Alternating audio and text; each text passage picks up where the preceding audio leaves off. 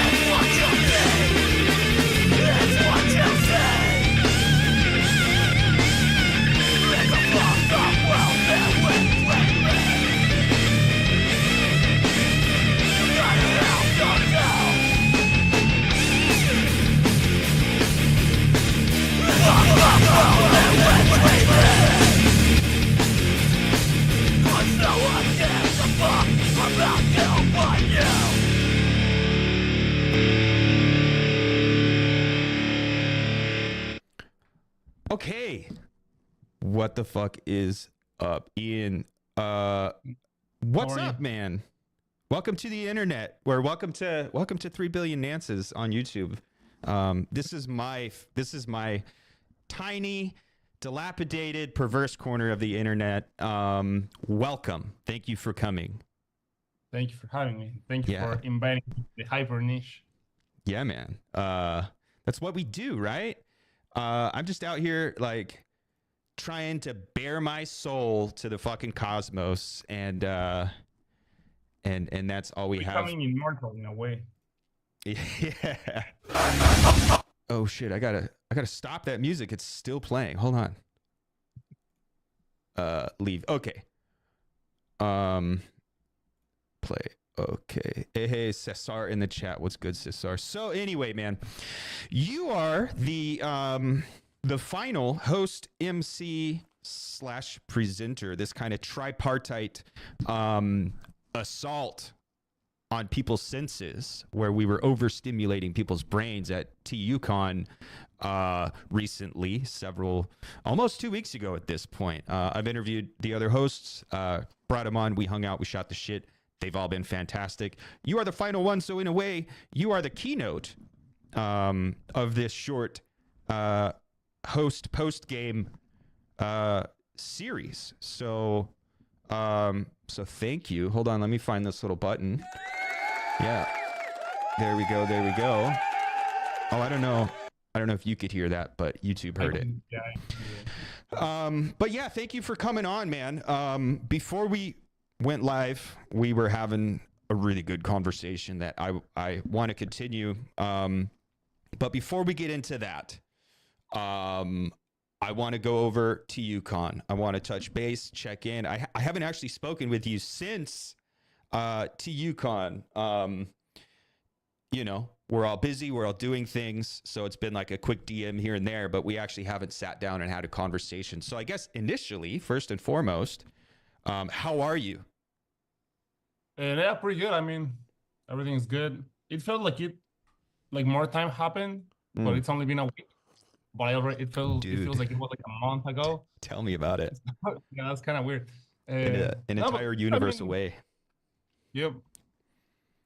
It was definitely overwhelming, but good. Overwhelming. Do you want to? Can you expound on that, or do you want to just? For sure. Okay.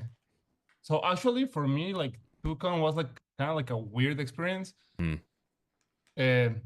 because I really like it was something that I was looking forward, that I was excited about, and I am like really bad at admitting those things. Because I actually felt like a little kid, right? Like, we're going to my friend's party, and I'm actually excited, and it's okay to be excited about it. Ooh. Right? So, but yeah, like admitting that it's like, nah, you gotta play it cool and be like, it's whatever, it's fine. But yeah. I was actually excited, and in a weird way, it was like very anxiety-inducing for me. Like, before my present, because I wasn't nervous about like my talk, right? until the night after. Sorry, the night before. And the night before, dude, like I went to sleep and I was having nightmares about how terrible it was and like it sucked. And I do think that my presentation wasn't like very good. Uh, I also think like public speaking is something that you can get better at. For sure. And I wanted to keep it like extremely short, which I think perhaps that wasn't the best idea, but I'm also not very good at like lecturing, I guess. So I mean, so that was kind of weird. And then also it was just like overstimulating session, right? Like just like listening to all the talks and all of that. And obviously like also the kind of like the anxiety of meeting new people that you kind of like that was also a bit weird, like getting to know people from the internet in real life. Like I think I actually never had that experience before. And it is, I don't know, yeah, it was like I don't even know how to really like describe it, but it's just like, oh man, you're actually real. Yeah, man. Like it is a bit weird, no? And also like trying to find your footing in there and like also making sure that it's like a good thing, right? Like, because I mean, I want like the Theory Underground to, I want it to be like a good conference, right? Like, and provide like help and stuff like that. Yeah.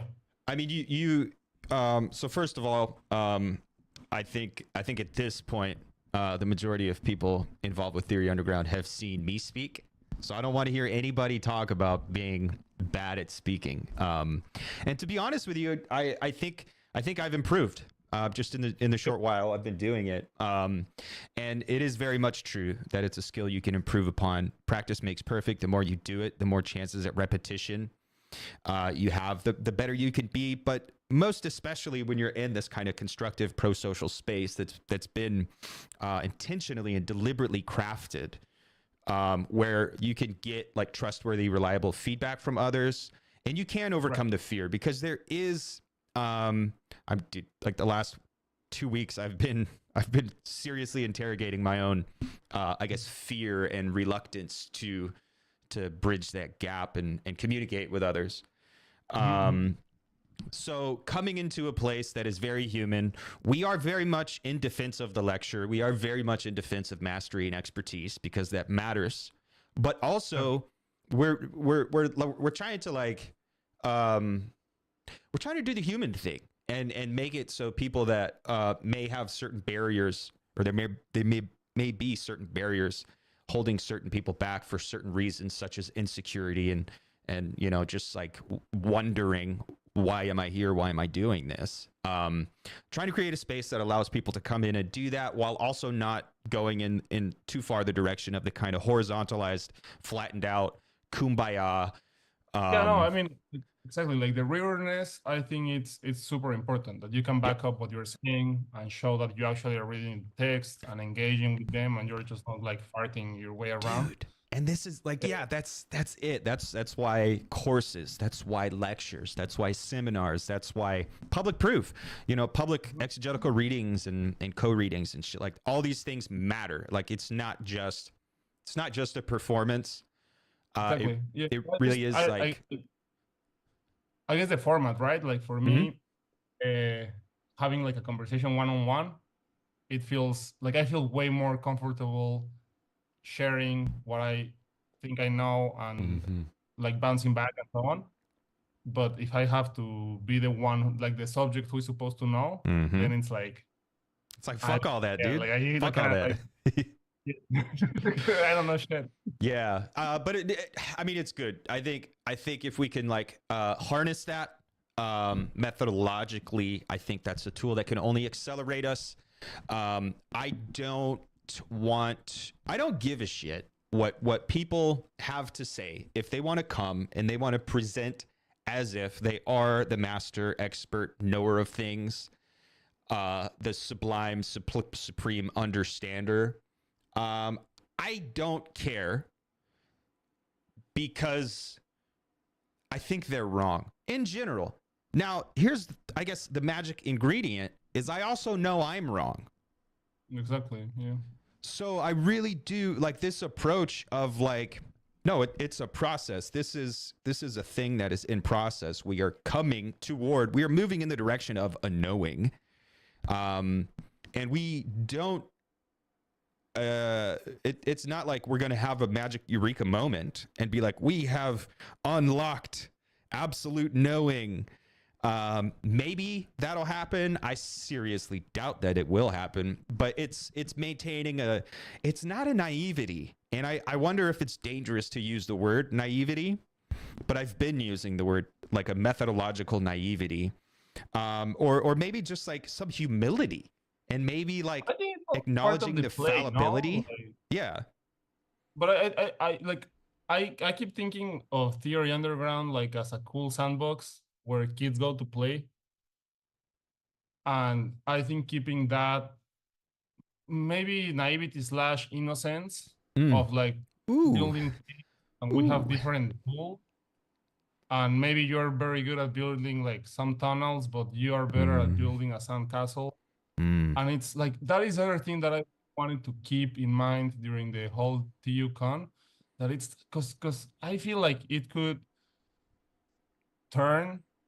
No, I don't think it's going to, but I think it has like these events have the potential of turning into like a dick measuring contest. For sure, dude. For sure. For sure.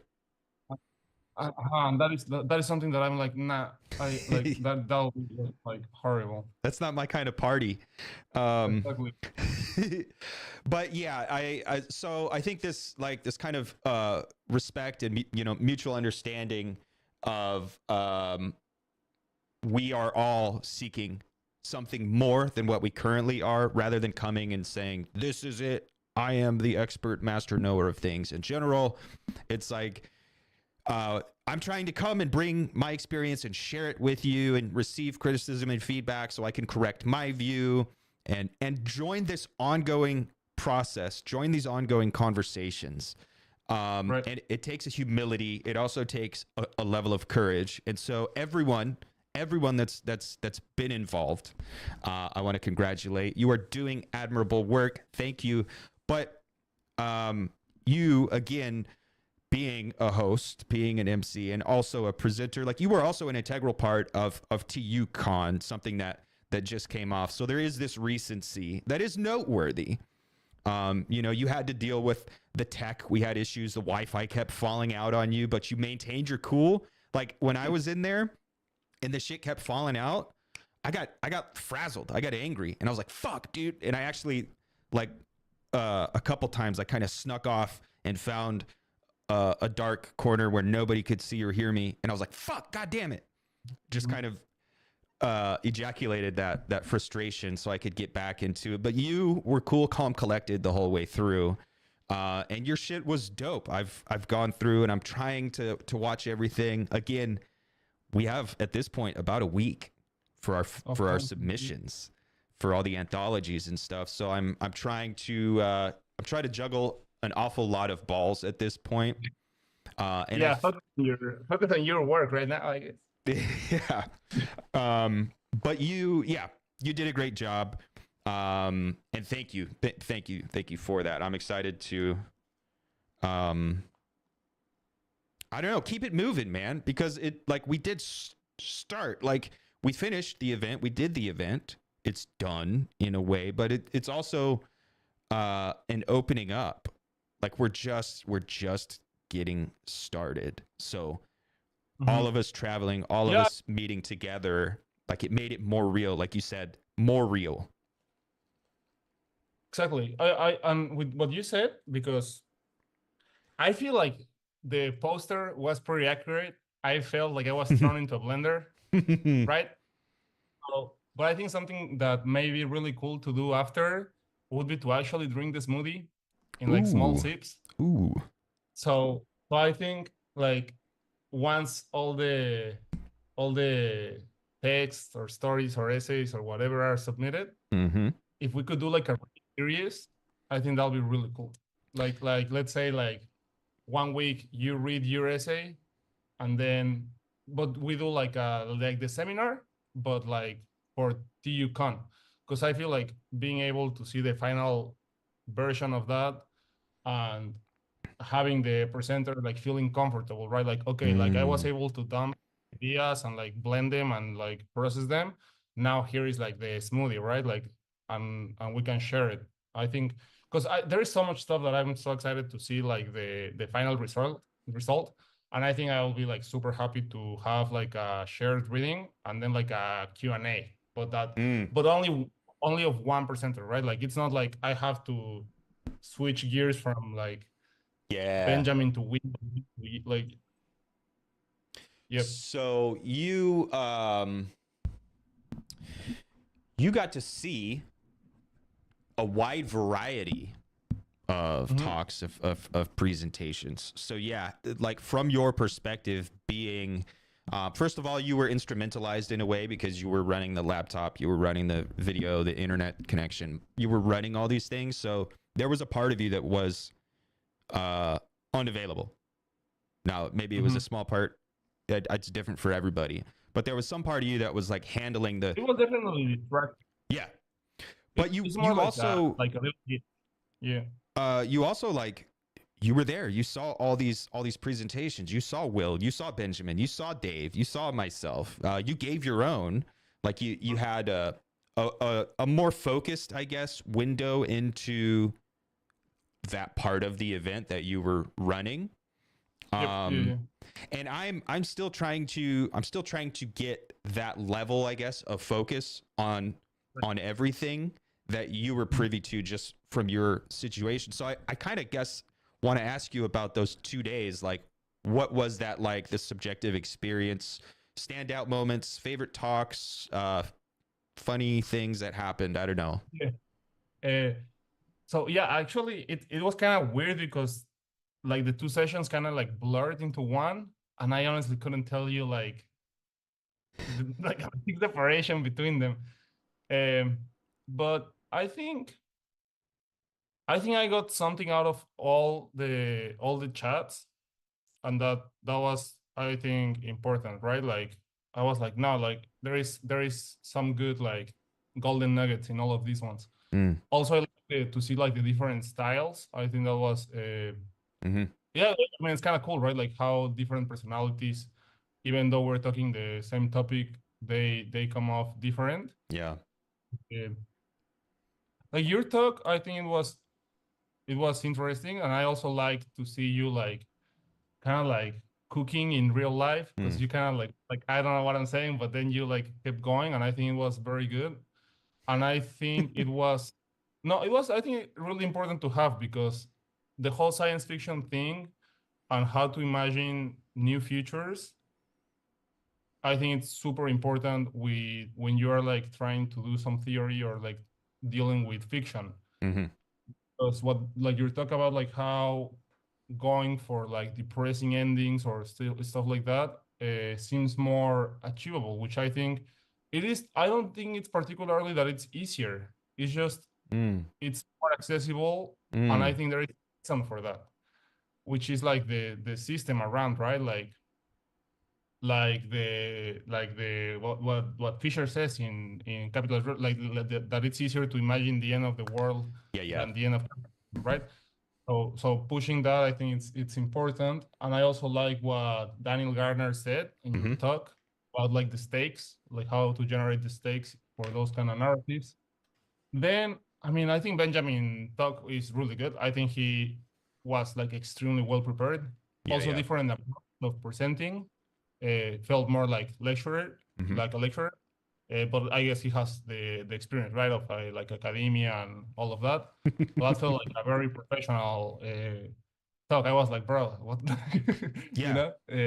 So, but also I think very important, and like his whole thing about the Quixotism, I think it's touching a very critical part of anyone who is claiming to do any sort of research or like academic stuff, right?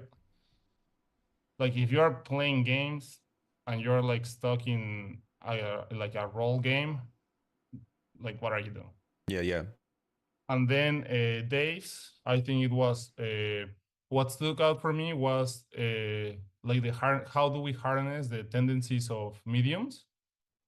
And that actually directly like kind of like impacted the essay because it's like, well, I'm talking about the iPads, right? And so it's like, how can you harness the tendencies of that technology, especially in the school setting? And I want to tie it to how do you harness it to achieve or to create some sort of like time energy, like to strive for that.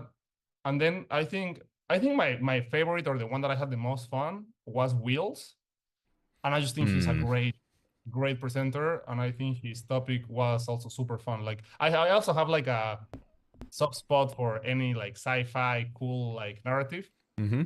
I really liked. He's a true weaver too, right? Yeah, man. So Yeah. I just loved how he started with like the fiction story of, especially particularly the one of the girl that he found in the rooftop with the machine that she was collecting like human essence.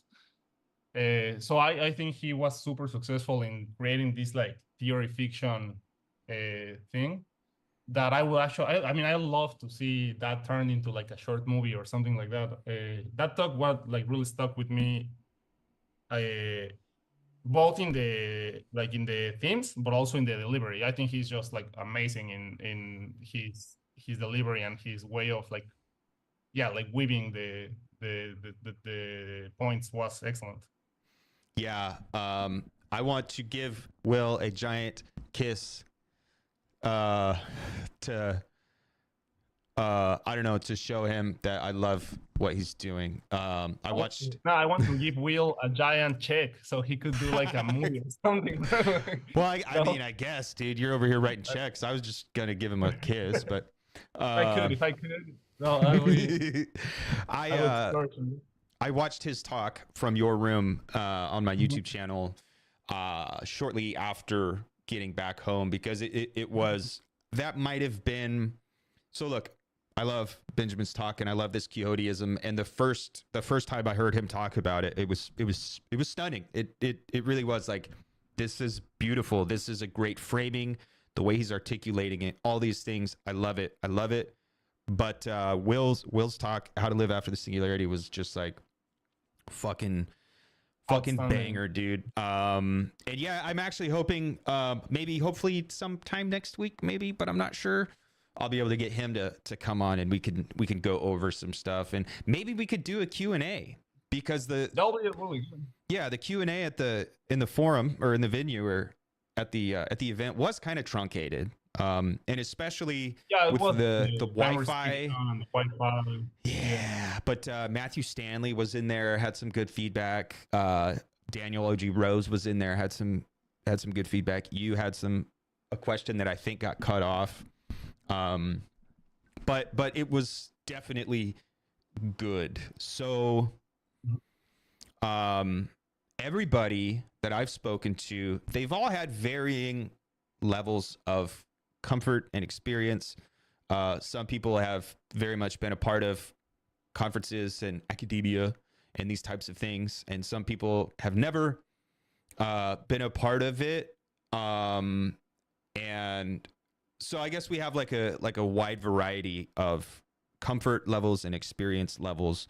But we still managed to knock it out of the park, I think. But like, if you could go into your comfort, your experience, like your background, like, have you done this? Have you never done this? How was that?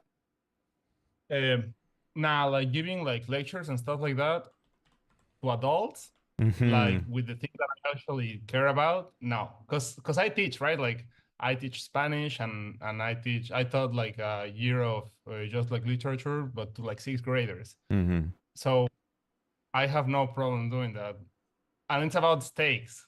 I really think it's Stakes. about stakes because uh, like when I'm teaching Spanish, it's chill, right? Like I'm not trying to prove a point. I'm like, Mm-hmm. I'm just giving you a tool. Like I'm showing you how to use a hammer. Like it's Ooh. not like that impressive or anything, I think. Well, it's But important. Maybe it's not oh, impressive, it but is it is very exactly, important. it is important, but it is like a fun skill to develop. Like it's like Mm. it's like a play, right? Like it's fun. Yeah, Like yeah, and yeah, I yeah. feel comfortable doing it. But with this kind of stuff, again, it's like I feel that I have my skin is involved in this, right? So I do care about it, and probably I care a little too much. So I get nervous, and I'm like, I don't know if I'm wrong, and I don't want to be wrong because I care about this, and I'm insecure about it. But also that the only way of well, not the only one, but one way of testing it is to do that and comment. But I guess the format, right? Like I sometimes I like to have just like conversations with just one interlocutor that I can ask. No, more than like telling. It's more like, look, Nance, like I think about this, and these are my points, and this, and that. What do you think they're right, or do you have any like feedback? More like that format. So yeah, no, because yeah, I don't have like experience of like, again, being like the one who's supposed to know. Just with the kids, but with the kids, it's also like you're reading like The Giver, and it's just like a fun novel to read. And if I am not capable of being the subject who's supposed to know with sixth graders, then then what are you doing with your life? Yeah. Yeah. So yeah, man, this pressure for I don't know, man. I don't know if it's legibility. I don't know if it's recognition. I don't know if it's a mutual respect. I think it's probably all of these things, but it's definitely different when like for me, no, go ahead. Sorry. It's different. Like I've facilitated a lot in my life. In the Army I facilitated with other adults, but that was a very instrumental, very do this. And the cool thing about the Army was I was allowed to lose my shit. I was allowed to get fucking angry and freak the fuck out and kind of release all the tension and the energy. And I was good at that, dude. I'm really good at going fucking nuts. But I mean, there's really no substance. Yeah, there's really no substance in that. But after the fact, I worked with kids, and I got really good at facilitating with kids because I was naturally in this position of authority, of determination, of respect, and I think I did do my best to earn respect and command respect as opposed to demand respect. I think there's a huge difference if you can command something or if you demand something. But it was still like, you're a bunch of children. I'm a grown man. At the end of the day, what I say goes. So there's no fear. There's no insecurity. But then, yeah, yeah.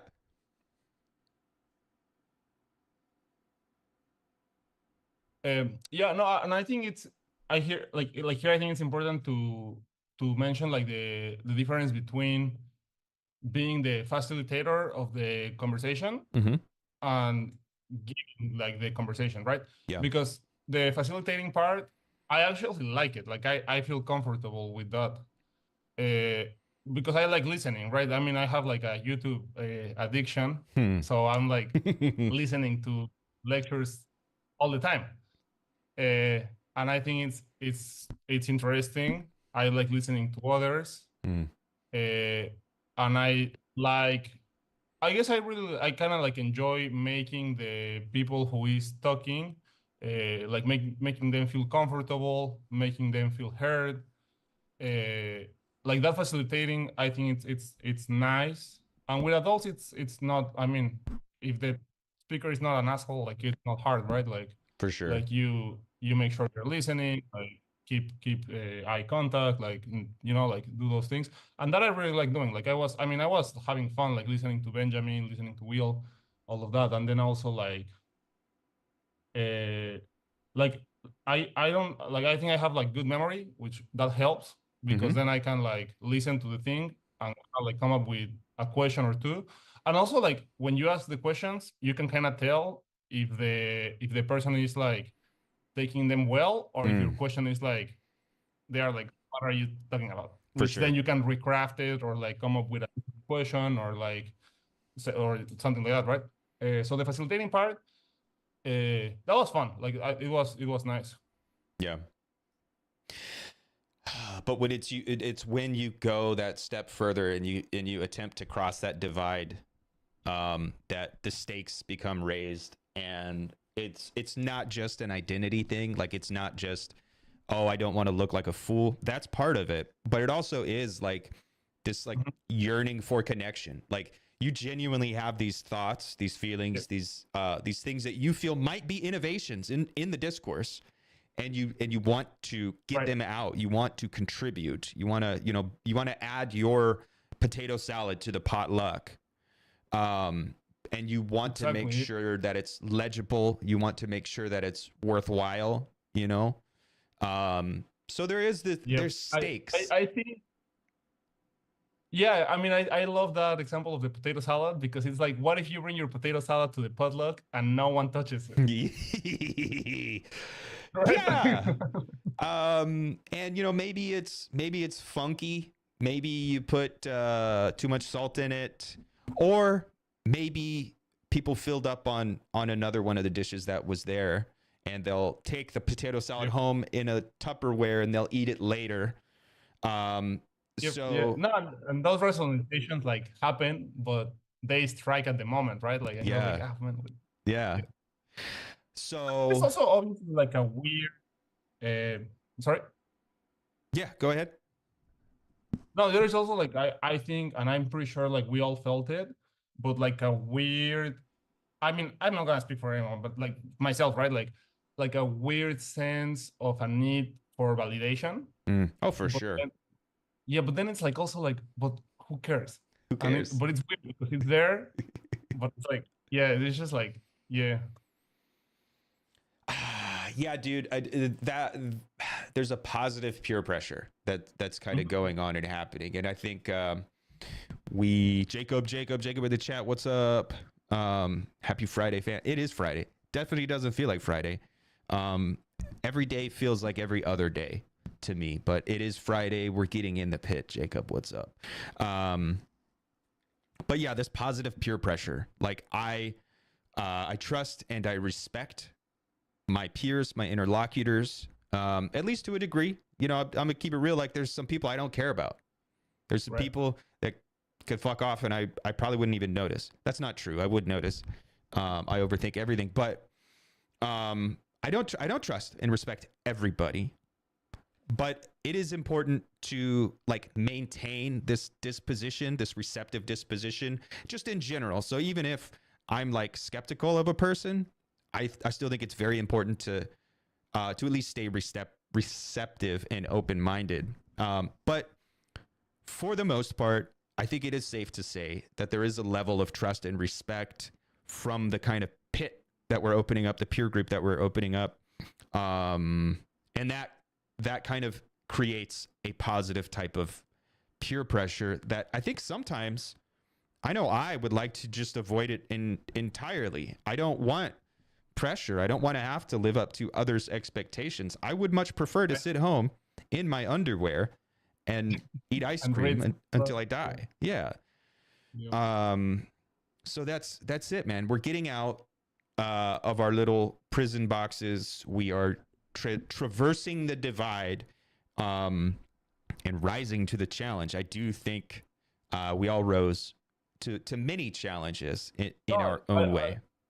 100%. Like, I think like in the end, when I came back home and like things like settled down, and I think I even told to you like during the event, like it was really amazing to see that people care and that like it happened, because it, like, you have both ends, right? Like, you have your end, like, well, like let's say like the Theory Underground end, which is like hosting it, right?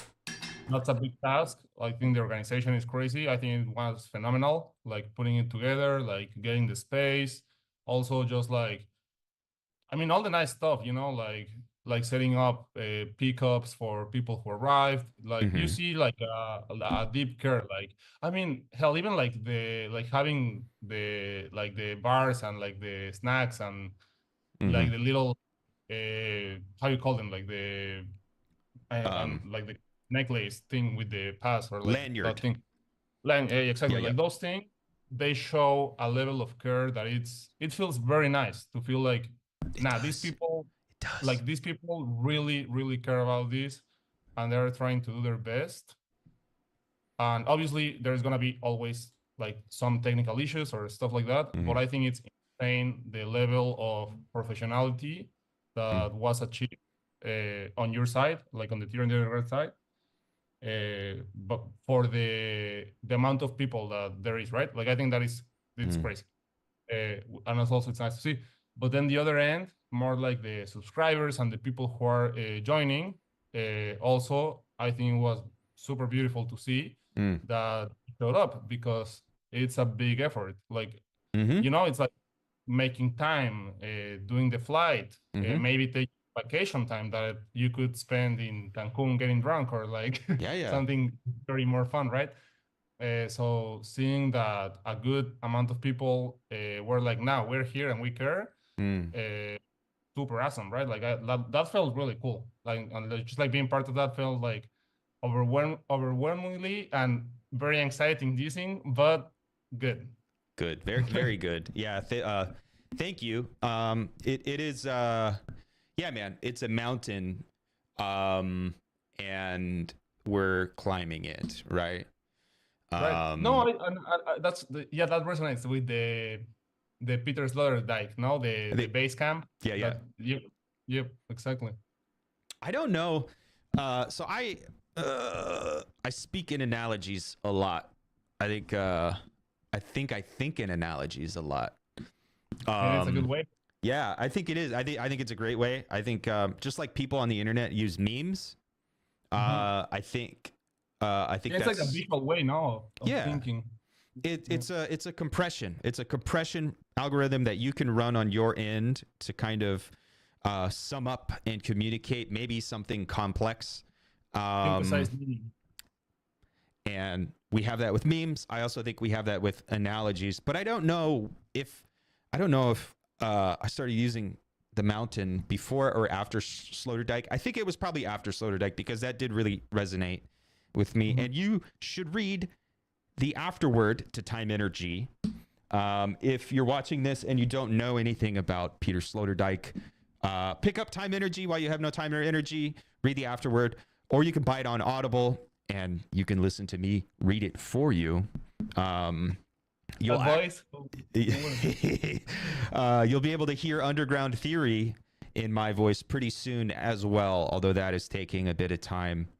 I think that was interesting what you were saying with the Theory Underground recording, like how you gotta like mimic the personality and the tone of the essay. Well, that's pretty. I'm excited to see it. Try to like. I mean, but give it a shot, right? Like it's you're. I feel like it's an interesting experience and experiment to approach it like that, instead of being like, I'm just gonna fucking read it. Yeah. Well, I mean, I think it's only fair. That book is so diverse. Like the pieces that are in there, the authors or writers or thinkers, whatever the fuck you guys want to be called, ton of diversity. And I think it's only fair to really try to allow their words do themselves justice or speak for themselves or whatever. So yeah, it is taking far longer than I thought it was going to. Like after I had got a couple audiobooks under my belt, I was like, I can do this. This is a fucking piece of cake. And then approaching this like very diverse volume, it's like, oh, I need to be a little more careful with this. So what was like travel? And you kind of pointed towards it. We all have to travel. We all have to take time off work. We all have to disrupt our daily lives to come to Boise, fucking Idaho, to do this tremendous, amazing thing. What was that like for you? Was it like, what was the price that you paid that maybe we aren't talking about when we're talking about like the care and the thought and the soul that you're pouring into it? I think we understand that and we're grappling with that. But there's also this like daily life, very functional cost that people had to pay in the form of travel, time off work, time away from loved ones or whatever. What was like that? What was that like for you? Yeah, I mean, for me, it wasn't too bad, because my work is pretty easy to like get time off because I do like tutoring or like, well, it's like interventions of Spanish. Mm. So I just let my boss in advance, like I'm not gonna be able to do it. Someone else does it. I guess the sacrifice, quote unquote, is like you don't get paid for the hour. Mm. So, but that, and then obviously, I mean, the cost of the plane ticket and like the Airbnb. And I missed a class from my master's. I'm not sad about it. Like, it's whatever. And then, I mean, just like, say, like setting up, like coordinating, like someone to take care of my dog when my wife was working, and stuff like that. But that, and I mean, just like waking up early, going to the airport, which actually it was pretty good because I was able to reread. Well, not reread. Like I read it once and then I listened to it in the plane to a book that I love. I think it's one of my favorite books. So that was pretty good. And then I mean I like visiting Boise because also I feel like it's like a place that I would never visit if it wasn't for this. And I like the landscape. I think it was pretty cool, like seeing it from the plane with the mountains, and it was like weird desert with like a fluffy carpet from the plane.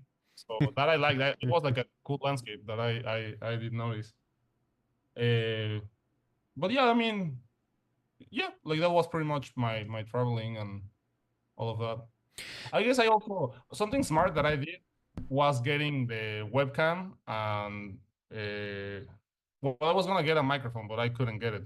But this is a good tip on Facebook Marketplace. They sell like amazing electronics for cheap. I don't know if they're like stolen or what, but I mean they're really like real cheap, so it's good.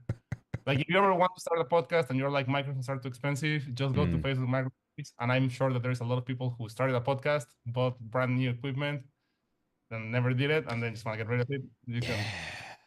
Yeah, dude. I guess the tools, if you will, are also a barrier a lot of the time for people. There are people out there in the world right now who have something to say and probably deserve to be listened to, but they're kind of locked out of what is taken as public life in today's world.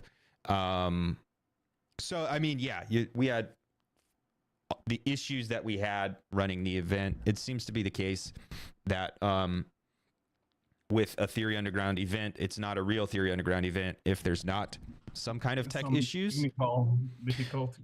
As now, Nike says, it's the lemurs. Yeah, it's the lemurs. I think it is because we are intentionally trying to push these platforms, these outlets, these mediums to their breaking point, and that's why we seem to encounter. Highly What is that? Suggest reading. It's called Victor Homo Sapiens. Plevin. Isn't that guy a poet? I haven't read any poems from him, but he has like a lot of short stories. Okay, that's okay. Yeah, but really good. Homo Sapiens. Homo Sapiens. Mikey would love that book, though. Yeah.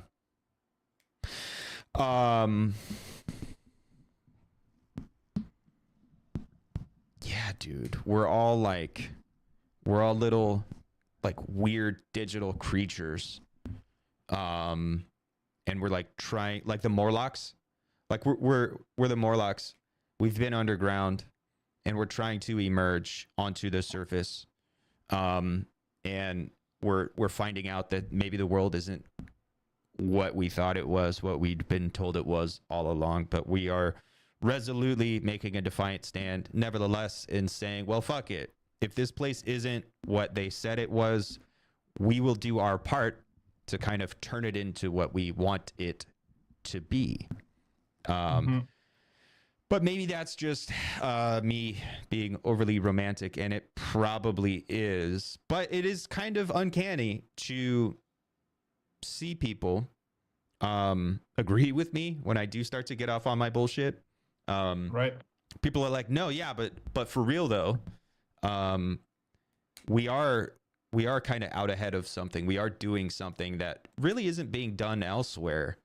Yeah, I mean, I agree. I don't have like research or enough research to that. Like, I hope there is more Theory Undergrounds somewhere, like in I don't know, like Singapore or like, or like in other corners of the internet, that there is like similar things happening, and at some point we're gonna find each other. But at least in my universe, yes, like there is nothing like that happening. At some point we're gonna find each other. No, I do think I think we represent a demand that's been a brewing. I think we represent a tendency that maybe only just realizing itself. But yeah, I do think this kind of odd digital nomadism, or what, I don't even know, man. Like, there are no words for it. And I like, words just always fail, and words in general fail. Like, that's the thing with language. But yeah, like, I always find myself coming up against trying to explain it and trying to totalize it, and I'm like, well, wait a minute, that's not it at all. I wonder, so in your family and in your daily life, colleagues, coworkers, friends, partner, family, like, how do you explain, or do you ever have to explain what you're doing? Like in Theory Underground? Yeah. Yeah, no, I mean, I try to, because I like it. At least, I mean, this may sound like stupid, but like the people that I like, for me to like them, they have to show like a sense of curve For sure. for the things I like, right? So yeah, no, like, actually, for example, like, I think with my mom, like, I share with her Theory Underground. I even sent her the translation of Time Energy to ask her like for her feedback. But That's also, she's like sick. actually super fucking busy. So she's like reading it slowly, right? Because, like, I mean, I don't expect her to just drop everything and read the book, but not doing that. And I shared, like, yeah, well, like, with the people who are close to me, I try to explain them, and it's like, I always also kind of fail, but I tell them, like, look, it's like a weird group of people that like to read and share stuff, and there is like classes, and they also have books, and it's like a really cool experiment, and this is what I'm trying to do. And I mean, obviously, I don't expect a degree of involvement, like a high degree of involvement, right? But it's nice to share, like my essay that I'm working, like, I shared it with my sister, with my mom, with some friends, and like, obviously, you don't want to be like arrogant and be like, if you don't understand it, then don't talk to me, like. But no, like, I think, like, yeah, I like sharing it. Promoting it. And for example, like, another friend that I'm also helping her to learn Spanish. She was, like, I think, reading like a little bit of Zizek, and I told her about Theory Underground, and I was like, I sent you the link of Mikey's, like the series they have with the intro to Zizek. Yeah. So, like, things like that. Like, if it shows, like, if it happens, I share it. I'm also not just like blasting out every day about Theory Underground, but yeah, no, I mean, for me, it's like an important part of my life now, since I became part of it. Like, I definitely find a lot of, I don't even know what to say, because it's like a weird mix of value slash entertainment For slash sure. deepening my knowledge, or like education. So it's it's like all that. Does that make sense? Like, No, I mean, I think it does. It's definitely, yeah. Like, I mean, I think it's undeniable, and I think it would be doing it a disservice to pretend like I don't get pleasure out of it. And there is this entertainment level that, even at the end of the day, and look, eventually it will happen. Eventually I will give up. I will get tired of failing over and over and over again, and I will get tired of like doing things, and I will stop. But I will still, like, that part of me that enjoys this, not in this like perverse enjoyment, but like it actually gets pleasure from this and gets edified and gratified from this. Like, I would still sit back and watch the kind of conversations and the things that are emerging from Theory Underground and from some of the fellow travelers, because it is it's way better entertainment. Like I can't play video games anymore. I fucking That's what I was gonna tell you. You, it's also, I mean, it is very exciting. Like I do get a lot of inspiration, in particular from like watching Dave and Mikey, being able to publish their books mm-hmm. and being able to read the actual books. That is amazing because it's like that is what all self-publishing should be, which obviously it's not. Mm-hmm. But it's crazy. Like, I mean, like the Time Energy book, excellent book. Like, actually, it did like that. Like the way I measure it is like, did it stuck with me and did it change my perception in a way? Mm. And it did both things, right? Mm-hmm. And I've read also like books that have like they have all the prestige, right? Like all the reviews on the back and stuff like that. So that is really inspiring to see people who are willing to self-publish, but they also know that there is content, like not content, like there is substance to Yeah. what they're saying, right? Same thing with Mikey's book. Like I think Mikey should have a government grant for publishing. Dude, we're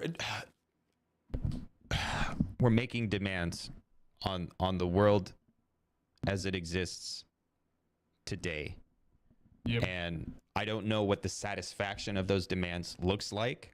And I almost don't care. I mean, I do care, like, because eventually things do need to get easier to do, I guess. So like materially, there needs to be like that kind of like, yeah, free Mikey, right? Free Mikey. It's real. But also I kind of care less about like the specifics of what freeing Mikey looks like. But I am convinced that we are making demands such as free Mikey, and they will pay out and they will cash out. And there will come a time when maybe it's not a government grant, and maybe it's not George Soros giving us $1 billion. Although George Soros, what's good, dude? I'll shoot you my bank account info. I'm running low on fundage, homie.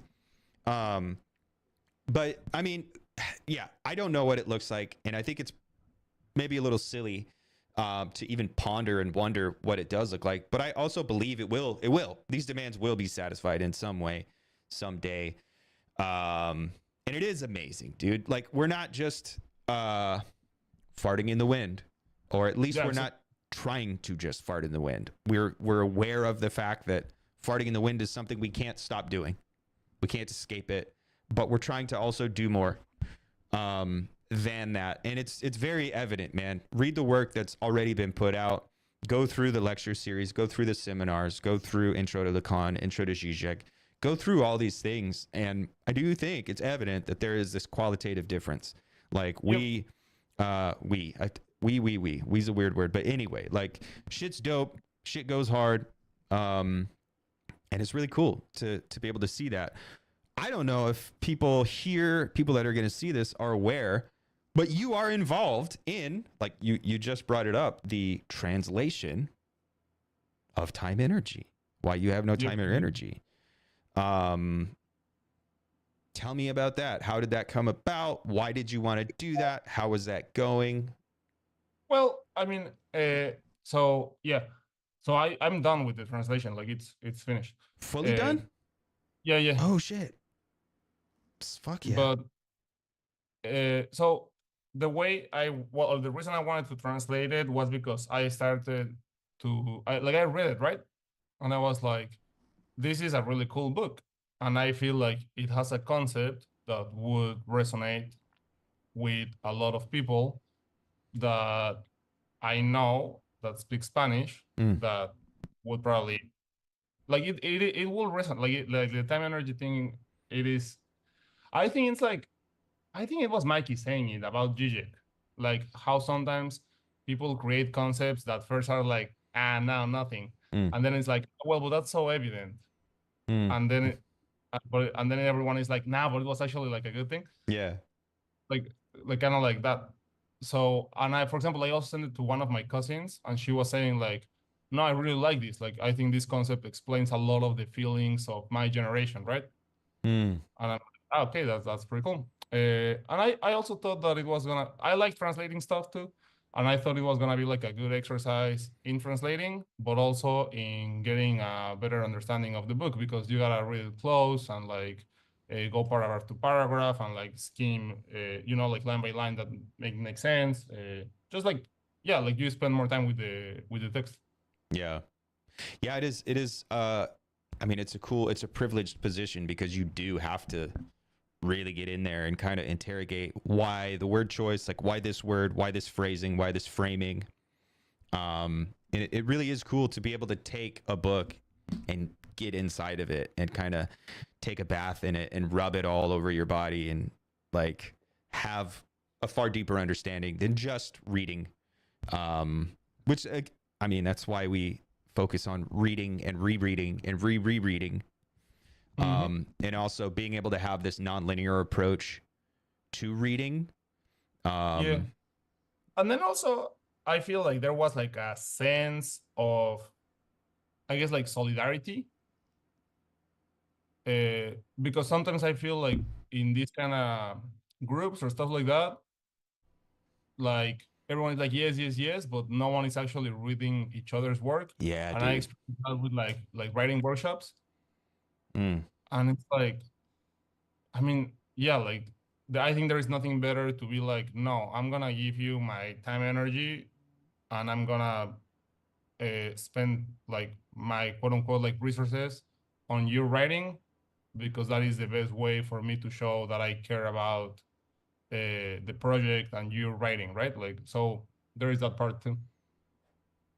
Yeah, man. I like again going back to people who want to be the master knowers, experts.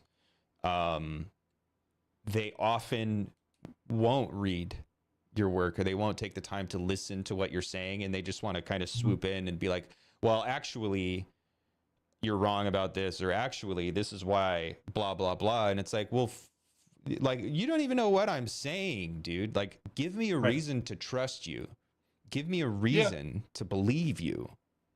No, exactly. And also that part of like the online community, right? Like how can you counterbalance Mm. the like the non-realistic or the non-real part of the internet where you can post easier or pretend easier? Is like, well, read the stuff.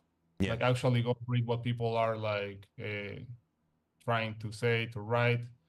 And I mean, also with Dave, I feel like it's just like a gesture of, yeah, like solidarity, respect, of being like, well, you're making all this happen, but Mm. I also know that your main goal is to write and come up with books. Like this is extra, or not extra maybe, but like definitely like the organizing and sending emails and like dealing with the comments and all of that shit. Like I'm not sure I wouldn't put my money that that is like the main only reason or like the most enjoyable part of the process, right? Like it's like, so but it is as important, or like creating the space is crazy. So I really admire like that part, and therefore it's like, I mean, to me it's a given, right? Like if this motherfucker is like doing all of this and he has a book out Dude. and you're like enjoying it, enjoying the place, like read the book, like Yeah. that. Yeah, it's crazy. First that all that stuff it's necessary, but it's such a time suck, such an energy suck, such a soul suck. Um Yeah. like and it is all being done currently by Dave, and it is a tremendous accomplishment. It's a gracious sacrifice. It's a immense cost that he is paying so we can do this, so all of us can come and read and Like conversate. wrapped in Jewish hands, so here he's at Yeah. least getting some. Yeah, but it's crazy because there are people who have tried to kind of like dismiss Theory Underground. They've tried to just hand wave away time energy, and it's very evident based on their criticism that they haven't read the book. They haven't taken anything seriously. They may have dipped in for like one segment, one interview on the YouTube Right. channel, and it's like, dude, Theory Underground is not just a YouTube channel, not just a podcast. It's not even just a course platform or a publishing house. It's not just anything. It is this kind of ongoing living beast. It is a true rhizome, we could say. I mean, yeah, I think I think I would push back on that. Just and of course we would get some enjoyment out of it, but in a way that does kind of describe it, because it is this unruly blob of all these different things. Yep. And I mean, there are people who might even adopt a similar aesthetic to what's going on, but all they are doing is that kind of functional, instrumentalized, doing the comments, doing that part of it, and being the influencer. And they're worried about growing their platform. Meanwhile, Dave is doing all that shit, but rather than just focusing on growing the YouTube channel or being the influencer or whatever, he's organizing a conference. So several dozen people can come from all over the United States, all over the world even, and conversate and connect with one another and listen to one another and speak to one another. And it is amazing, and it's awesome that people like you have come to be a part of it. Yeah, man, I don't know. I guess like is there anything that's just been like burning a hole in your brain since TUCON? Well, I haven't watched it, but I want to watch the oil talk from Trump. That is something that I was like, yeah, that makes sense, and it is something that I wanna watch. I'm burning a hole in my brain. I guess I am like confused a little bit in my own like project with the Lacan like things that I want to do with the iPad, but I mean I'm gonna try to like sort it out and don't go too crazy and just like work with that, because yeah, I mean I think there is something to say about the like the Lacan, like the knot, right, with the fields. Mm-hmm.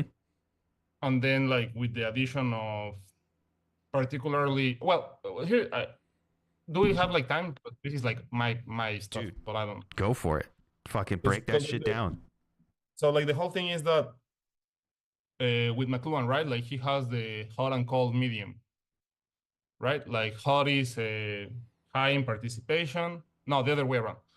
Hot is like low in participation and cold is the other way. And I like, since I was reading that like a few months ago, I kept thinking like, well, the iPad slash, I use iPad because that's what they have at the school, and it sounds cool title, but you can use iPad as any smart device that has like a touchscreen, or like, so smartphones or electronic tablets. And I'm like, and I was thinking like, where would McLuhan place this device, like this medium, right? In the hot or the cold one. And I was like, I really don't think it fits in either. So I came with a very creative name that it's lukewarm. Ooh. So like lukewarm medium. And then if you have a new medium, then things change, right? Like in how we interact with it, how it interacts with us, and so on. So with the lukewarm medium, I think that the Lacanian subjectivity kind of like needs a revisit or something like that, because it's a new mediator of reality. Like I think these devices or this medium like fundamentally change the Lacanian knot. Like I think they become like a mediator of different fields. I think that like the real, and now it's in a way like mediated through these technologies. I also think that the imaginary is influenced by the new medium because of how you create the imaginary, right? Like now you have like these like loops of information getting into you, and the symbolic is also reshaped by, which I think that with television and so on, I think it was already like reshaped. but there was like such a immediate feedback of the Yeah. like with the like does it make sense? Like if you have the phone here, like on your hand like this, you're like a closed loop Yeah. and it's giving like immediate feedback to you. So I think there is that. And then I also have a little bit of how the mirror stage kind of like significantly changes with the lukewarm thing, which I think Niklas Luhmann talks about it, right? Like with the what is it called? The prophylicity. Like So what is it? second order observation. Muller, Hans-Georg Muller, is Yeah. kind of innovated this prophylicity, but that's based on Luhmann's second order observation. Yeah, it's a great point, man. That I love this Right. thread also.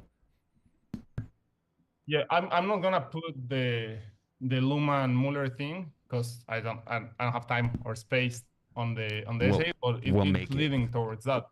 Yeah. Yeah, because Um, I do think. Yep. I was just gonna say Go go go go go. I love Lumen. I think Lumen deserves a seat at the table, and I have made it a personal project to read until I feel comfortable talking about Lumen. So if you want to join me on that quest, I would love to have you. Oh, for sure. I mean, I would like to do some exegeticals. Yeah, Uh, yeah. Yep. Yeah, I actually got the book, the media, the mass, like it's like a silver cover, but I haven't read it. Is that dude, I Mass have media, I think. I have a lot. Oh shit. Sorry. Uh Yeah, reading Lumen, but so this the lukewarm medium, and the iPad is this kind of metonym for the phone, for the device, maybe even for the internet, or at least the interface of the subject Yeah. and the internet. Yes. So what Yes. like what would you say? I guess what is the thrust of your piece, of your argument? So I think so. What I'm trying to do is to do like an analysis, like a media theory analysis, and like a little psychoanalytic analysis of this new medium, right? So like exploring how this new medium interacts, in particular in the schoolroom, Mm. and how it changes the dynamics of schooling and the subjectivity of the student, and what are the implications of having such a medium in the classroom. Does that make sense? Yeah, actually, yesterday, I think, on my podcast, I was talking about, I saw a video of a teacher, and she was talking about using LLMs to uniquely tailor her broad lesson plan for each individual pupil of hers. And that Is horrified me, dude. it is horrifying, but I also think it's seen as a good thing, right? And I can see how it's seen as a good thing because it's personalized and it's like self-paced. But sometimes I feel like bringing it to Lacan, right? Like it erases the other. Yeah. Like like It sometimes you don't need it to be tailored. You need something to like, yeah, like. Yeah, dude. It eradicates intersubjectivity. It does away, it entirely throws out the general peer or the generalized peer, the general Right. other. And we have a new relation to the big other.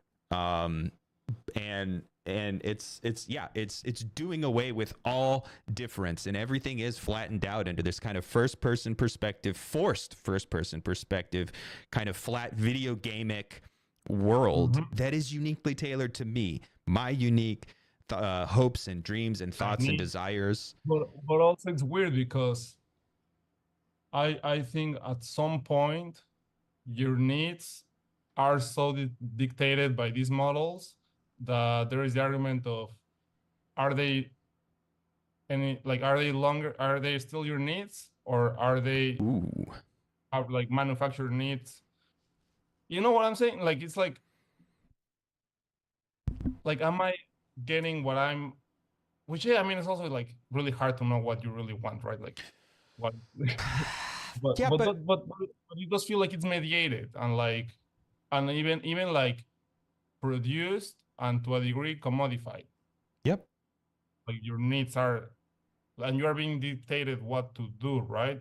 So like and I'm not saying this is like extremely new. It's just like what McLuhan says, right? Like there is a change in scale of the thing happening, and that fundamentally changes our psyche. Because I mean, I do agree with McLuhan that what he says that all tools are extensions of people, Mhm. and therefore they are just gonna do what people do.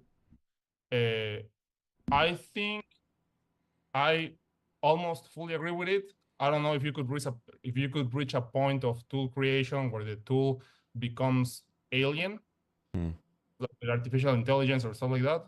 But I don't know. Like I feel like even artificial intelligence may have a kernel of humanity of our extension, right? Like it may be alien to us, but it may still carry like the extension of ourselves. Uh, I mean, I think I think that's a great starting point. Is this kind of tools as extensions of man? But I also think we shouldn't be too naive, and I think we should recognize that tools are alien to us. We are humans, and so part of us is this kind of animal functional. We're just a metabolism, and so we are in a sense ourselves already tools. We are tools of ourselves. We are self-propagating autopoietic tools, but there's also this entirely other side of the human that is numinous, that is soft and squishy, that is spiritual subjectivity. And the tool fails to capture that. And so I do think tools, while they're an extension of us, they're only an extension of part of us. And I do think it's possible to reach a point where the tools start feeding back on themselves and they start using us. And I think that's the world we live in today. We are being operationalized by these kind of calcified, objectified structures and systems and tools. And it does go all the way to language. Language is this thing that comes out of us and it serves a purpose, and we use it to express ourselves and to cope with the world. And it's already this kind of mediation. And language only works, not only, but language only starts really working. You only start really firing on all cylinders when you have a rich background of like shared ground. And the world we live in today has erased all the shared ground. So I think it's a great starting point, but I do disagree that all tools are extensions of man. I think all tools are extension of a base part of man. But I also want to celebrate that part of man that can't be totalized, can't be instrumentalized. that is yes, like riffing off from that, it is wait, let me think. Because like I think for example, like a fork is a clear example of that thing is an extension of man, right? Mm-hmm. Like it's an extension of our fingers. And it's also like well, let's even go back because forks are like mass produced. And I think that's important. But let's think of like a clay maker, right? Like I think the clay as a tool does function as an extension of a person in a very like direct sense. I would claim that clay keeps the organic fleshiness aspect of man, and especially if it's like handmade. Like if we throw a ball and the clay becomes an extension of us, right? It sounds like some hippie shit, but but I don't think it's true. But then you become into or you run in the problem of numbers, I think, and mass production. That that is when it starts. I feel like maybe the departure of it fully being a direct extension of men, because when you have mass production, then you start seeing men as a not as a concrete individual, right? Mhm. But like as the idea, or like the like as the let's say like the platonic idea of men Mhm. that is embodied in the machine. And I think the longer you run that, it becomes trickier, right? Because precisely that, like you have that platonic idea of men in all the machines, but there is no concrete person that is reflecting upon, just like a generalized, which is probably created by a ton of biases and stuff like that. Yeah. The men that it's extending from. Uh, so scale definitely seems to be like a part of maybe like departure where it's no longer human. Right? Like you have the ants, like the anthill that behaves in a certain way, but the individual ant would never behave or understand the anthill. And I feel like that may happen with like humanity, that we are like so many in numbers, and the processes that we have are automated and machine driven, Mm. that it does carry like some sort of like collective consciousness, Mm-hmm. but in a cybernetic, like computery way. Mm-hmm. And then that is different, because no man is able to fully encapsulate the consciousness or the thinking of the whole, right? So man as such, right? The humanity, humans. Are we just discrete parts of a super organism, right? You saying Oh, are that may be like, and yeah. language, right? Like that may be the parasite there. Like, Yeah. No, I really like that line of questioning, man, and it goes all the way back to like the cause efficiens, right? The final cause, the cause efficiens, like as far as the vase or the clay pot being an extension of man. Like, well, no, like what is the cause of the pot? And if we accept that the only cause of the pot is to hold water for the the redistribution of water in this economic sense, then yeah, I think we lost the game. But if we are willing to go further and investigate the cause, what is the final cause of, or the cause efficiens of the pot, then we can see it as an extension of man. And also you got very that is also the thing. I think that like I think you just touched on a very important point, which is like the profit driven, or like the capital thinking, right? Because let's stick with the pot idea. So I went to art school, right? And used that mode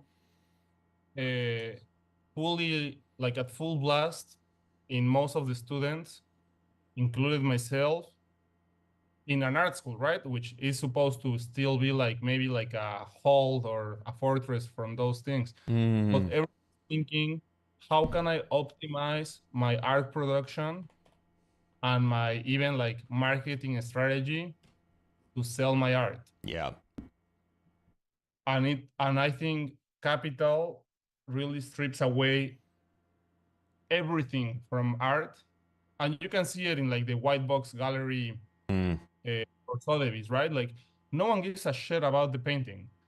Like it's the price. Like in Dude. the headline, I'm sure that more people read painting sold by $50 million. But if I ask you what the painting was, I don't it know, doesn't matter. it was some Exactly. bullshit. And it does, exactly.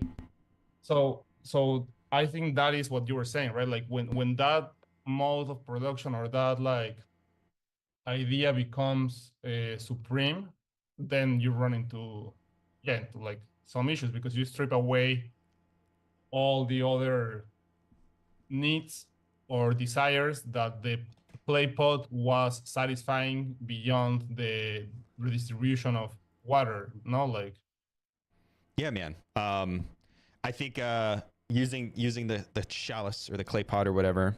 By the way, what's up, Dave? Stop by the chat. Jacob's still in the chat. Kier's in the chat. Hey, everybody. It's also properly Benjaminian. you know, you're talking about this age of mechanical reproduction, and how has that changed our situation with respect to our artifacts, our objects of art, our objects of labor of production. Like, I like that. I like that a lot. I don't know. I don't think I've ever talked to you about Benjamin. About what? Benjamin, Walter Benjamin. Well, you were chatting about Benjamin in the TUCON. Day 2. Yeah. Yep. Was that day 2 or was that day 1? I don't even know now. But if you say day 2, day 2. Day 2. Yeah, it was day 7. Because if you can see on the thumbnail, this is not a conference, it's a fucking way of life. Right. Furbies.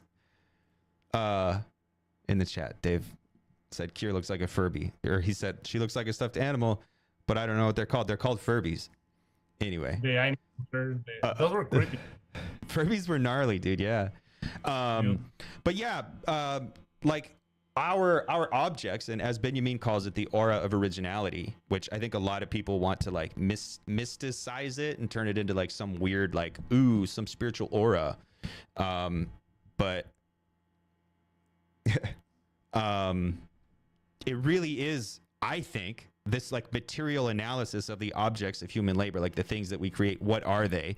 Why did we create them? Why do we enjoy them? Are we just responding to market demands? I need to be able to package and transport and redistribute this water for whatever reason. Maybe I sell water. Maybe I'm a water merchant, or maybe we're nomads and we're traveling and we need to bring this water or whatever. Like, it is just this economic like proposition.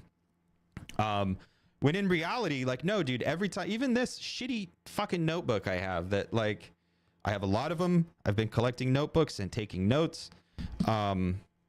Like, yeah, it's a notebook. Yeah, it's very functional. I use it to jot things down. I use it to make little doodles. But also, like, it's touched my hands, and this has traveled the world. And there's, it has like a story to itself. Yeah. And everything does. Even the pen that I use to write in my notebook. Like, there's a human side of this pen. And if all we do is settle for the kind of economic, instrumental, arithmetic justification for our things, then we have lost the game. But there's always a deeper, more human side of our commodities.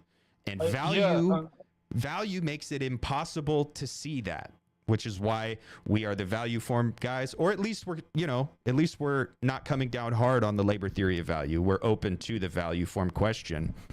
But it's your perspective. Like, are you willing to settle for this lie that you've been sold, that we're nothing but producer consumers? Or are you willing to entertain the idea that there's something more? There is something numinous. There is something beautiful and spiritual in all human congress. I think that connects well with I think it was in the post-class fracture math, like the idea, or like quote unquote, like the debate of the base structure and the superstructure and how they influence each other. Yeah, like, man. I think what you're saying is definitely in alignment with the superstructure matters, and it does change material reality. And then it's like, how do you figure that out, right? Like, or how do you fundamentally change, or not fundamentally, but how do you change in a large enough mass or size that the superstructure can then change the material reality? So, okay, base and superstructure. These are words that I know when I use them, I'm like, don't use that word. Because I think it's an unnecessary reduction. Mm-hmm. And I think it mystifies, and I know sometimes, and I do use them. I just used them in the recent piece I posted. But I did try to break it down a little bit. Like I said, the economic base of production and the ideological and cultural superstructure. So I tried to unpack it a little more. But for anybody who may be watching this and who isn't already aware, like, explain that. Like, tell me what you mean when you are saying base and superstructure and like our situation. Right.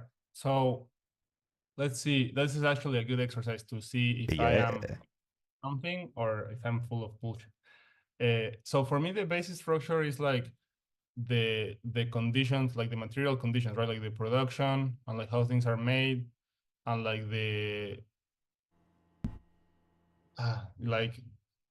like material shit and how it's done, and we forget about any ideas, right? Like what you think fucking doesn't matter. It's like what's happening real time, right? It's like it is what it is kind of situation. Like you go to the thing, you see what's happening, and that's it. Don't put any like ideologies or belief on top of that. And then the superstructure, I think it's more like the justifications or beliefs or ideas that emerge, quote unquote, emerge from the below part. That's kind of like how I understand it. I may be completely wrong. But what like actually this will be good. Like if you tell me like if this makes sense, my understanding, or if I'm like missing a. No, I mean I think that's pretty spot on. Now I would question. You said emerge, the ideas that emerge. Now, I think I'm mostly a materialist, and so I mostly would say that like ideas emerge from material conditions, like ideas emerge from matter. I think Yeah, but, like because consciousness emerges. Like I agree with that. Like it emerges from like matter, right? Like yes. like but yes, like yeah. I don't think there is like an outside of matter, like or the universe that pokes in right or something like that. For sure. But I guess sometimes, yeah, like yes. But the thing I would raise, and I think I would mainly raise it more as like a self-critique than anything, is just I also do believe that ideas can come prior to like their material cause or their material consequences in the world. So while your explanation was a good one, the only thing is I think there's a deeper point that there's a thread that we can pull on and we should pull on, and especially with relation to this post-class fractured mass where we are talking about superstructural motive or a superstructural motor in the world rather than a material motor in the world. So if like when we are talking about like ideas mattering and ideas can change the world just as like effectively as material conditions can change or determine the world, so can fucking ideas, right? And that's a large part of what's going on with Theory Underground. We're creating new demand. I mean, like after seeing Edouard de Bernays, dude, to change the world, like literally. That dude, Bernays, dude. You know, like, dude. Like if you dismiss ideas and you don't think that they can change the like the material conditions, I'm like. So that's but that's where we are. There has been kind of like a change in the like base superstructure. And yeah, I think a large part of the conversation we're having. I have a question for you. Do you think, and this is not all societies, but at least in the Western, let's stick to like America. Mm-hmm. Do you think that people are so far removed from the modes of production and like the factories and like stuff like that, so they're like we're so far removed from that, and therefore that is why perhaps the ideas became way more important, like with the PMC, right? And like how it's all about controlling information and managing information and making it look certain ways. Like there is not like a direct plug into how the system of production really works anymore. Yeah, so the proletariat, right? And how right, like there is no proletariat probably like in the US, I would maybe say. Sure. Yeah, maybe it's been globalized, but yeah. So I mean, going all the way back to like the infantry, right? This kind of standing army of people who their function in society is to do work, to complete labor. And now going all the way back to the infantry, they were laboring in the form of waging war at the behest of the state. But when we had broad industrialization, this kind of standing reserve was no longer a mechanism just for waging political war, but it became this economic army to do work in the form of labor in the factories for capital, not for the capitalists. I don't give a shit about factory owners and bankers. And look, that's not the conversation I'm having. While it's an important conversation to be having, right now I'm talking about capital. And so the proletariat became this broad army to complete labor for capital. And a lot of theories of social change were kind of predicated on this standing army who was fed and housed and like had their base needs seen to by the state, by capital, by the church, so that they could do labor. That's not the world we live in today. Right. Like, also, I think there's like a fundamental difference between like what it is like service economy and then like the production one, because I think there is like a even like subject like in a subjectivity way of how you see like your labor and stuff like that. Because I think in the US most jobs are like service, right? Probably, yeah. I think probably And, like laptop class, like I think that probably fits into service. or even like, would you say that like waiters is like or a waiter is like a server, like does that feel in Yeah, I'd say that works. I might even say fast like food workers is service, right? service, Yeah. right? Like the service industry, I feel like there is a shift from, because then like if you're in a service industry, you have no leverage, right? And I think that also changes like this relationship of the proletariat and what the fuck am I saying? Look, yes, the mode of production has changed. The means of production are irrecognizable. That's a new word I just came up. Irrecognizable. There, it's the world has changed in undeniable ways, and without access, this leverage of which you speak, right? Without access to efficacy, like a couple years ago here in Phoenix, there were a lot of service industry strikes. So like the vendors, food vendors and events companies and shit like that, they were trying to unionize. I went to several of their demonstrations, and ultimately it was kind of depressing and disappointing because like the people just like the companies just closed down the shops. Like instead of actually like changing anything, they just closed and moved to a new location or whatever. So without access to power, without access to like any kind of effective way to actualize the demands in the world, like the working class, the proletariat dissolved and kind of became uprooted. And I do think it was globalized.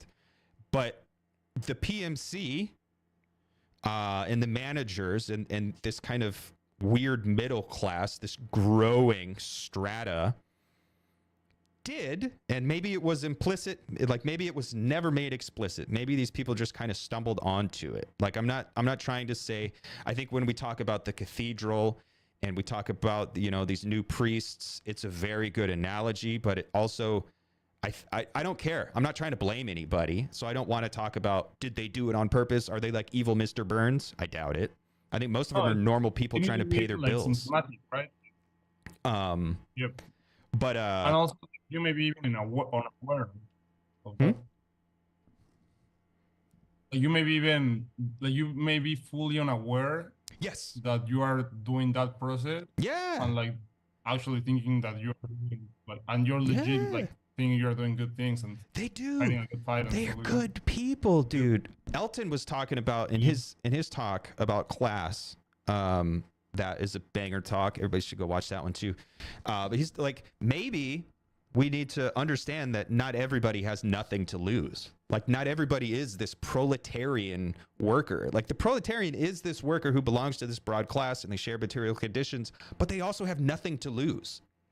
All they have is their labor power. And while that can be liberating for some, it's also a type of desperation that many workers today don't share. Many workers do have something to lose: families, A children, lot. hopes Yeah. and dreams, and all this stuff. So let's stop pretending like we are all like immediately ready to fucking go throw bricks through windows and shit or whatever.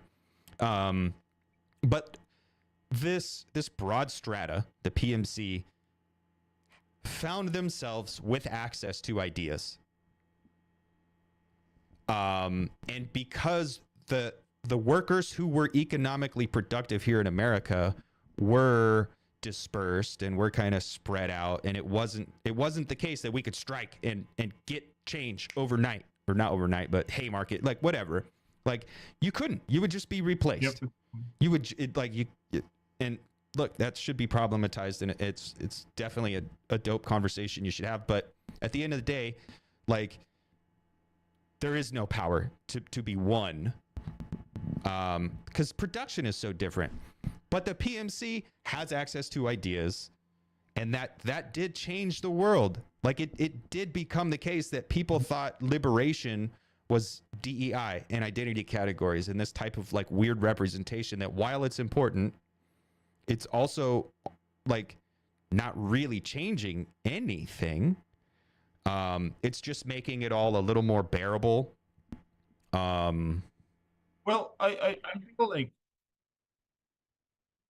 I agree, but and perhaps that did change material conditions for some people, but it's not like a big chunk. Like I can see how materials conditions improved by this liberation for some people. Like Yeah. I feel like, I don't know, like if you, right, Undeniable. but it's not like a broad spectrum of that. Yeah. Yeah, it's super individuated, and like I don't want to like reject it and totally ignore it. Like, I do think it is valid to celebrate the fact that like there are people at the margins or whatever who now have access to a level of comfort and care that people who were already considered on the inside always had access to. And yeah, that's important and that's valid and noteworthy. But also, I've never been interested in that. I've always been interested in like broad structural change, because like those are the problems I see with the world. It is global capital. It is not the shitty boss. It is not the the weird. Well, yeah, because no, I think exactly, because now I'm thinking that yes, you get this liberation, but only for it to be co-opted by capital and turned into itself, Yeah. and just make things worse for everyone. Like, so, and that is I think that is a true shame. Like seeing a lot of, I think, important and outstanding like movements being just or like them just turning into commodities and things that are sold. Because I think that like capital does that, right? Like, it takes fair and good fights or like struggles, and they just are turned into products, which today I think identities are sold. Yeah. And yeah, like definitely. But then I guess you could be accused of being like a class Shut the reductionist. fuck up, dude. That's not real, dude. That's not real. I've never heard anybody. First of all, I've never heard anybody explain what they actually mean by that.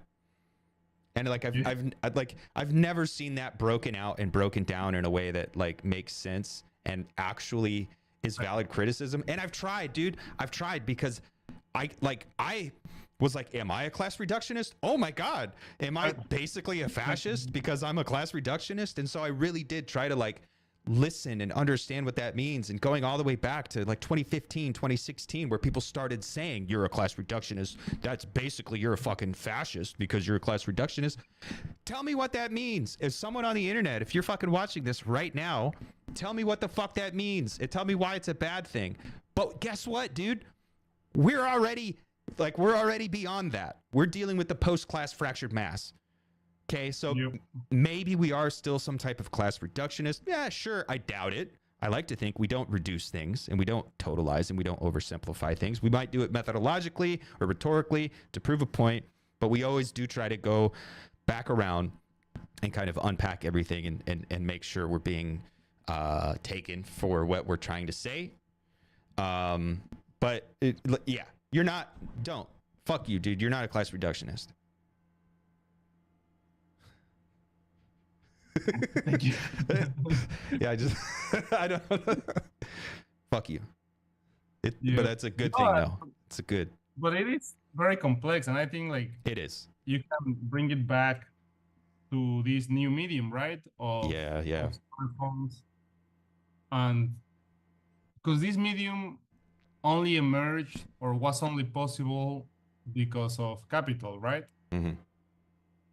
So I think it was Dave talking with Professor Muller, because they were talking about these devices, right? And Dave was like, well, but these like devices are like literally like evil, right? Mm-hmm. And yeah, like kind of, because they are like absolutely a product of profit driven reasoning, right? Mm-hmm. So I think that is also something worth I don't know, like yeah, it is where am I getting there? Like trying to tie all these like even Samuel Lonkar in his keynote address at TUCON, when he was talking about science and humanism being kind of separated and how we need to work to bring them back together. Mm-hmm. When he said that like large language models are just us, mm-hmm. I really liked that talk he gave, and I need to go back and watch it again and write about it more. But it is true that they are just an extension of us, or they are just in a sense just us. But it goes back to tools. It's only an extension of one part of us, and that part of us is this economic value seeking, value creating, and that is evil. That maybe not evil, but you're missing out this other part of the human. It is. I think that's great. I mentioned that because I've been playing a lot with ChatGPT, and obviously I'm using it to help it in my writing of the essay. Mm-hmm. And it does a great job. Like it has amazing capabilities. And I think in a way, I do agree with what you said with Samuel Lenker saying that it's just us. But there is a fundamental thing that I do disagree, that ChatGPT sucks at writing fiction. like it may get good, and I like for sure. But you can see that what you were saying, right? Like that mentality of hyper efficiency. Like it's great at breaking things down and explaining them into like brief points. Or like for example, like for an academic essay, it's so good. Like following the structure of like your standard like university essay. Mm-hmm. And also, like, I don't know if you saw that, but you can like feed them PDFs. Yeah, dude. Yeah. So for that, it's really good. But it does suck at making it fun. Making it like a good like do it. I would like, because you like your fiction is pretty good. Thank you. But like for example, like feed it the idea that you have, and tell ChatGPT like write an essay about this idea, right?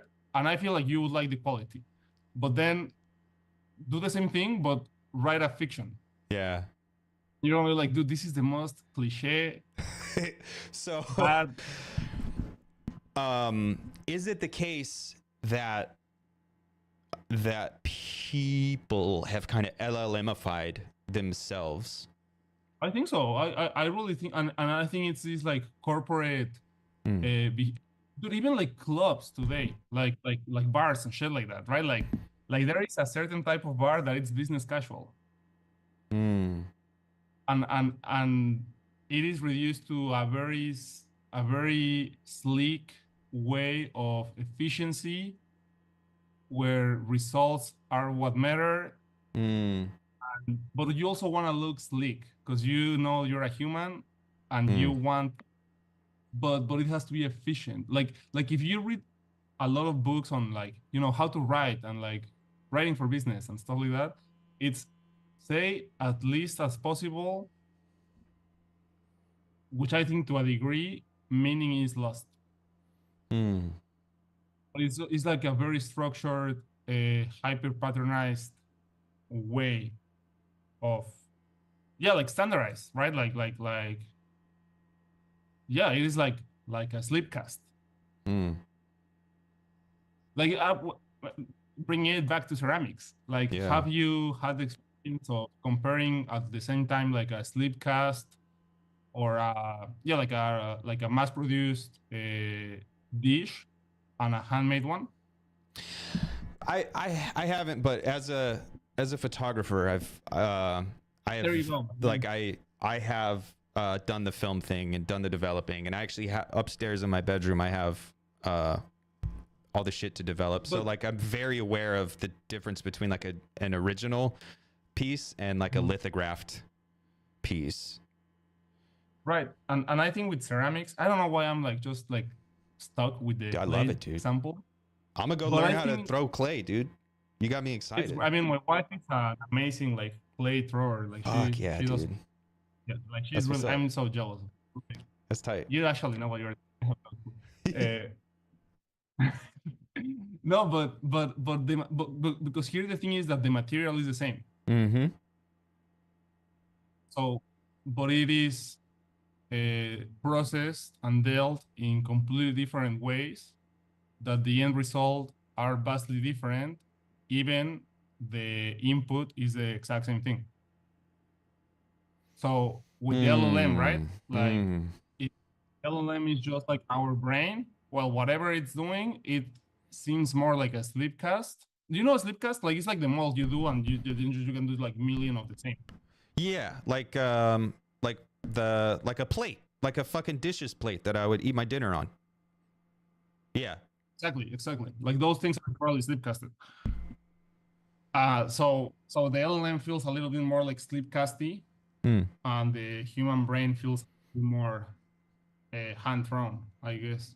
And both, I sometimes this like binary gets a little moralistic, and there's like a romantic version of like that shit. But you just gotta, I think, like if you are aware of it, and going it back to Dave's point of harnessing the tendencies, like you can play with it, you know, like. Yeah, man. Harnessing tendencies, because that's all we have. While I want to take up the side of the romantic, I think it's important. But I also think like the German romantic. I think you have to temper the romance. I think it's important to kind of to maintain this. I guess it's a kind of naivety, right? And it's a kind of lust and longing for something more. But also, you have to be a realist. You have to understand that, like, I can't just stay home and reject the world and dive into my belly button and be this fucking boo-hoo, fuck you, fuck everything, fuck me, because things are Yeah. broken. Like I have to actually get up and say, well, what fucking can I do? What is available to me right now? And so right now, these imperfect platforms are available to us. The Zoom call and Substack and fucking YouTube videos and all this stuff. Like these are broken. These are imperfect platforms. They're imperfect mediums. But we're doing what we can do to start a project, to start something that has a momentum that will carry us off of the platforms back into the real world, and maybe we can realize something like broad organizing, maybe, or maybe not. I don't know. I have another question. I have Yeah, another question for you. So I was thinking about the German painters, right? Like the Romantics. Mm-hmm. And I think we're kind of able to create something new. Mm. And I feel like we're in a similar situation because they were painting like with the dawn of like industrialization, and they were like, our paintings should reflect like nature, and like it's basically like a lost past, right? Like, but I feel like they had enough information where they could use it to create something new. And I feel like you see that in multiple artistic movements, right? Like it felt like it was new. Like with music, right? Like I think jazz felt like it was new, right? Like it was actually something new. But my question, and I feel like at least people my age, but you're old and you probably will experience something new, but but I feel like we don't. My question is, do you think that there is so much information and so much like hindsight and things that we can look into the past that there is like a saturation that kind of like clogs the machine to produce something new? Like nothing feels new anymore because we know so much of the past. Yeah, this oversaturation, TMI, it's like I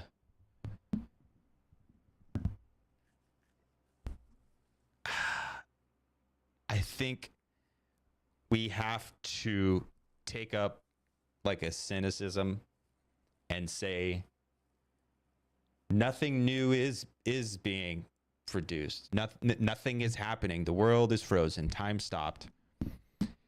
But I do think novelty exists, and I do think we can create something new. But we have to do it. We have to do it. Like I think it is the case that everyone is kind of feeling this kind of ennui. Everyone is kind of like, oh shit, everything sucks. The world already ended. Nothing is happening. There's nothing new under the sun. Blah blah blah blah blah. But it is up to us to take that step and take up that radical responsibility to be the ones who produce the new thing, who have the courage to say, well, maybe this has been done before, but taking my context into consideration, taking my singularity into consideration, it is new. And yeah, do you think that new things can only be seen as new, like retrospectively? So yeah, I definitely do think, and it's romantic to think that like the future is already here. We just haven't recognized it yet. God is here, and he is among us, and he is to be found in the refuse heap. Like I do think it's this, going back to Illich, like with like finding spaces and artifacts and vehicles that are non-instrumentalized. I think that is where the future is to be found. That is where novelty is to be found. Someone who is doing the thing for the sake of the thing, or for the sake of I feel like that was a little bit like the CCRU, no? They were also probably like slightly pretentious kids, but for sure, dude. Well, and look, man, I'm probably pretentious too, and I'm also probably unaware of the worst things about myself or whatever. But like, no, yeah, we have to have some courage to just put our necks out there, like to try to speak up above the like incoherent cacophony of bullshit, because it is all bullshit. I want nothing to do with it, and no one else is doing anything. So it's up to like brave pioneers to wander out into the wilderness and do the thing.